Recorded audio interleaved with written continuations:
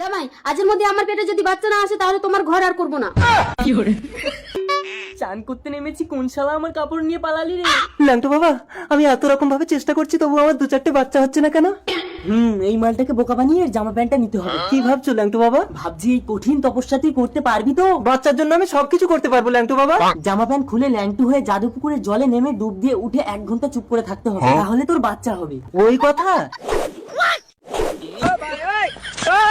এবার আমি কেটে পড়ি।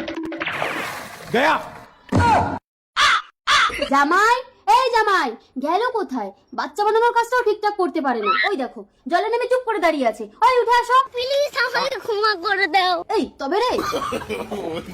সাপ, সাপ কামড়াবে, সাপ। এই আমার স্বামী জামা প্যান্ট তুমি পরেছো কেন? তার মানে তো ওটা সাপ ছিল না। তা তুমি সাউরি হয়ে জামাইয়ের গায়ের পাশে যাও কেন? আরে ওটা আমার স্বামী, ওর নাম জামাই। এই ওঠো। আরে কেন না, পুরো ফাঁকা।